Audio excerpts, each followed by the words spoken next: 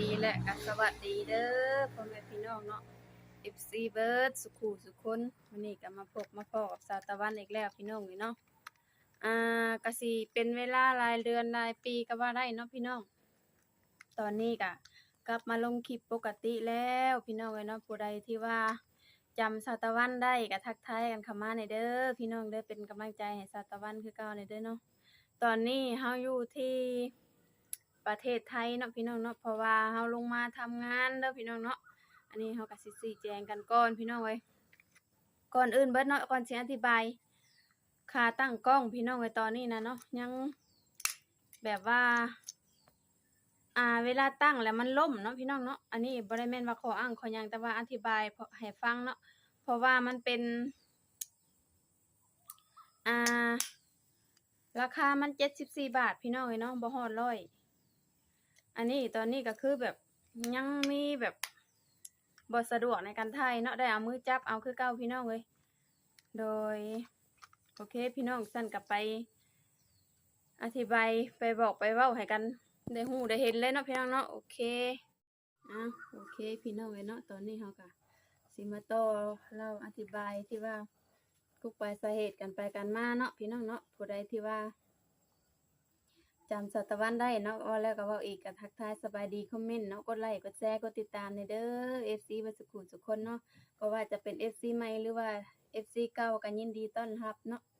สู่ช่อง YouTube ตะวัน Channel คือเก่าพ่อแม่พี่น้องเอ้ยตอนนี้สาวตะวันก็ได้ลงมาที่ภาคใต้แล้วพี่น้องเอ้ยนครศรีธรรมราชนั่นเองเนาะถ้าว่าเว้าผิดพลาดประการใดก็ขอโทษขออภัยแล้วก็คอมเมนต์ติชมเข้ามาได้เนาะพี่น้องเนาะสาวตะวันลงมาวันที่14 เมษายนเนาะพี่น้องเนาะ14 เมษายนเพราะว่า13 เมษายนหั่นได้อยู่มัดแขนเฮ็ดขวัญเนาะก็คือสมมัติสมมาพ่อแม่ตามฮีตของประเพณีบ้านเฮาหั่นแหละเนาะพี่น้อง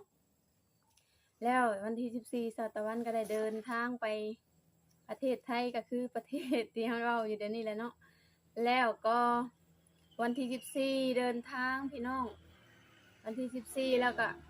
ลงมานอนนั่นอยู่คิวรถของคิวรถอีหยังเนาะพี่น้องไว้บ้านนี้นะลืมละอันนั้นนะโอเคพี่น้องเอ้ยเนาะตอนนี้ก็แบบคิดบ่ออกแฮงอีหลีว่าจำชื่อคิวรถบ่ได้พี่น้องอันที่ว่าลงมาในหั่นแหละเนาะในคิวรถอันที่ว่า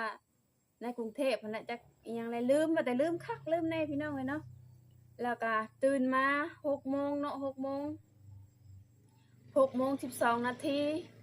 นั่งรถตู้มาฮอดสี่แยกอะไรเนาะพี่น้องสี่แยกไฟแดงกันอยู่ที่นครศรีธรรมราชนี่แหละเป็นเวลา4 โมงครึ่งเกือบ5 โมงแรงเนาะพี่น้องเนาะถือว่าแบบสองมื้อกับ1 คืนพี่น้องเป็นเวลาเดินทางของสาวตะวันนะเนาะแล้วเดินทางมาฮอดแล้วเฮาก็ได้มาเฮ็ดงานสวนพี่น้องเนาะงานสวนก็จะเป็นงานสวนทุเรียนเนาะพี่น้องตามที่หลายๆคนเคยเฮ็ดเคยทำอะไรเนาะแต่ว่าสาวตะวันน่ะเป็นครั้งแรกที่ว่าเคยเฮ็ดงานสวนเนาะก็คือปีนี้แหละพี่น้องลงมาก็ได้แต่ว่าแฟนของสาวตะวันหันเราเคยทำมาก่อนแล้วเพราะว่าทำอยู่จันทน์เนาะอยู่จันทบุรีอย่างประมาณนี้แหละแต่ว่าเฮาก็บ่เคยทำพี่น้องอันนี้ก็มาบอกมากล่าวหรือว่ามาเล่ามาทักทายให้ได้ฮู้ได้เห็นนำกันเนาะพี่น้องเนาะว่าบรรยากาศภาคใต้กับภาคในกรุงเทพน่ะเป็นจังไดเนาะ อยู่พี่หันยอมรับว่าบรรยากาศแบบบรรยากาศดีเนาะบ่ร้อนแล้วก็บ่หนาวฝนตกตลอดพี่น้องเอ้ยเนาะทางนี้น่ะฝนตกดีพี่น้องเอ้ย แล้วปีนี้เนาะตะวันก็บ่ได้อยู่เฮ็ดนาเพราะว่าอยากได้รถไถมาเป็นของตัวเองเอามาไว้เฮ็ดนาเนาะพี่น้องเพราะว่าปีที่แล้วหั้นก็เอารถปู่รถย่าก็บ่ได้ติว่าเพิ่นห้ามบ่เพิ่นบ่ให้ใช้บ่ก็บ่แม่นเนาะแต่ว่าเฮาอยากได้เป็นของเฮาเองหั้นนะเฮาก็อยากหาในช่วงเวลาที่เฮายังมีเหือมีแรงตอนที่ว่าเฮายังสูงวัยเนาะพี่น้อง อันนี้ก็สาวตะวันก็เลยตัดสินใจมาหาเงินเนาะทั้ง2คนแล้วก็พ่อแม่ลูกหั้นกับป้าว่าอยู่บ้านเนาะเพราะว่าสาวตะวันคิดว่าถ้าได้เงินเป็นก้อนเป็นกำแล้วจะกลับไปหาเพิ่นพี่น้องเอ้ยบ่ได้แม่นว่าอยากบ่แม่นว่าบ่อยากมาแล้วก็บ่แม่นว่า บ่แม่นว่าอยากมา เพราะว่ามันมี2ประเด็นเนาะพี่น้องถามว่าอยากมาบ่เฮาความจริงเฮาบ่อยากมาเพราะว่าอยากอยู่นำพ่อนำแม่เนาะอยู่นำลูกอันที่2ถ้าเฮาบ่มาเฮาก็สิบ่ได้รถพี่น้องเอ้ยแม่นบ่เฮาก็เลยตัดสินใจนี่มาแต่ว่าทำงานทุเรียนนี่ทำเป็นรายปีพี่น้องอยู่ภาคใต้น่ะเนาะทำเป็นรายปีมันจะมีเป็นเปอร์เซ็นต์เนาะ เปอร์เซ็นต์นี่คือจะมาช่วงทุเรียนมีดอกมีหมากนี่จะได้เปอร์เซ็นต์น้อยเนาะพี่น้องถ้าว่ามาช่วงที่ว่ายังบ่ได้เอาดอกเอาหยังนี่แบบมาบำรุงดูแลเอาเองนี่สิได้เปอร์เซ็นต์หลายพี่น้อยเนาะตามที่ถามเพิ่นที่เคยเฮ็ดมาก่อนพี่น้องแต่ว่าเฮาเองก็บ่ฮู้แต่เฮาก็ถามเนาะถามป้าถามลุงถามแฟนของเฮาเองนี่แหละเฮาก็จังฮู้นะพี่น้องเอ้ยตอนนี้ก็กลับมาลงคลิปอยู่ในช่องปกติแล้วพี่น้องเอ้ยเนาะฝาก FC คือเก่ากดไลค์กดแชร์ก็ขอบบุญขอบคุณเนาะ FC เบิดทุกผู้ทุกคนที่ว่าซัปพอร์ตแล้วก็ให้กำลังใจสนับสนุนสาวตะวันมาโดยตลอดเนาะบ่ว่าจะเป็นการรับฟังรับชมการ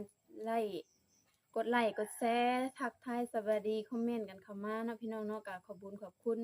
ขอให้เจริญรุ่งเรืองในหน้าที่การงานการเงินเนาะพี่น้อง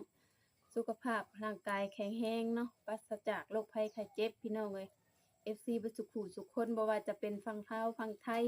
หรือว่าต่างประเทศหรือว่าอยู่ไสก็แล้วแต่เนาะทั่ววงคงเขตที่ว่าสามารถรับชมรับฟังได้เฮาก็ยินดีต้อนรับทุกท่านทุกคนพี่น้องเอ้ยเนาะโอเคเว้าหลายยายห้างพี่น้องเดี๋ยวสิพาเลาะหัวเลาะสวนเนาะบัดนี้เนาะบรรยากาศตอนนี้ก็เป็นเวลา4-5 โมงแลงกันแล้วพี่น้องเอ้ย เพิ่นจะมีรถให้ใช้มอเตอร์ไซค์1คันเนาะพี่น้องอันนี้สิเป็นบรรยากาศเด้อพี่น้องเด้อมันจะมีภูเขาพี่น้องเอ้ยภูเขาอยู่พูนเลยเนาะอันนี้แหละพี่น้องเอ้ยไปหลายบ่อนก็เห็นหลายบ่อนเนาะบ้านเพิ่นเมืองทาน คือบ้านเฮาเมืองเฮาพี่น้องเอ้ยเนาะ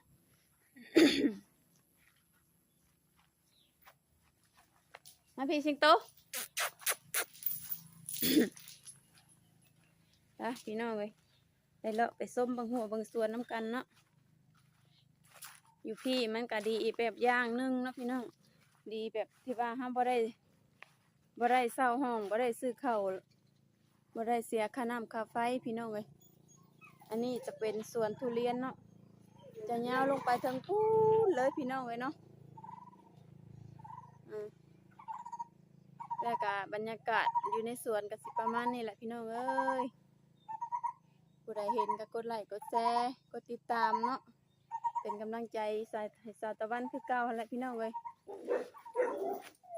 บ่ฮู้ว่ามี FC ท่านใดยังจำสาวตะวันได้บ่พี่น้องเอ้ยนะอันนี้ก็สิเป็นห้องน้ำส่วนตัวของเพิ่นเนาะพี่น้องเนาะก็คือห้องน้ำเจ้หั่นแหละพี่น้องเอ้ยก็สิมีหลายต้นเนาะต้นมังคุดพี่น้องเอ้ยข้างหลังนี่ก็สิเป็นต้นส้มโอเนาะที่ว่าห่อขาวๆนะไว้เนาะเพราะว่าย่านอีหยังเพิ่นบอกว่าย่านแมงไหม้แม่หยังเจาะอันนั้นเนาะเพิ่นก็เลยให้ใส่ถุงซบไว้แบบนี้พี่น้องเอ้ยเนาะนี่แต่ลูกใหญ่ๆทั้งนั้นเลยพี่น้องเอ้ยเนาะก็สิเป็นประมาณนี้แหละบรรยากาศก็สิมีหลายๆอย่างเนาะอยู่ในสวนนี่ก็ต้นหมักม่วงพี่น้องเอ้ยหมักนี่ส้มโอหมักนาวหมักนัดสับปะรดอะไรเนาะพี่น้องเนาะหมักม่วงก็กินหมักม่วงก็ได้พี่น้องเลยบรรยากาศพี่น้องมาฝากมาต้อนคือเก่าเลยเนาะ บางคนก็สิว่าบ่ตั้งใจเฮ็ดบ่ตั้งใจทำเรื่องอันนี้นะบ่เข้าภัยออกภัยดอกเนาะพี่น้องเนาะนี่แฟนสัตวันมาแล้วพี่น้องไปเบิ่งกันลี่พี่น้องลี่แฟนปีหน้ามาไว้ไอ้สบายดี FC กันไว้คนขี้อายพี่น้องว่ายังให้เฮากินเพียงอันนี้โอเคพี่น้องเอ้ยอันนี้เป็นบรรยากาศเนาะแล้วก็สิเป็นบ้านที่ว่าเพิ่นให้อยู่หั่นแหละเนาะพี่น้องเนาะรีวิวให้ FC ได้เบิ่งได้ชมกันนี่จะเป็นประตูทางเข้าบ้านพี่น้องเอ้ยเนาะประตูรถยนต์ของเพิ่นนั่นแหละหันออกมาข้างนี้ก็สิเป็นถนนใหญ่พี่น้องเอ้ยเนาะถนนใหญ่แล้วก็มันสิมีภูผาบ้านเฮาเอิ้นภูผาเนาะแต่ว่าทางนี้เพิ่นเอิ้นภูเขาพี่น้องเอ้ยนี่ก็สิเป็นถนนใหญ่มีรถยนต์แล่นผ่านแบบนี้ตลอดพี่น้องโอเคพี่น้องเอ้ยผู้ใดเห็นก็กดไลค์กดแชร์คอมเมนต์กันเข้ามาเนาะพี่น้องเนาะให้กำลังใจสัตวันเด้อพี่น้องเอ้ยสำหรับคลิปนี้ก็ฝาก FC กดไลค์กดแชร์กดติดตามเนาะขอกล่าวคำว่าสบายดีบ๊ายบาย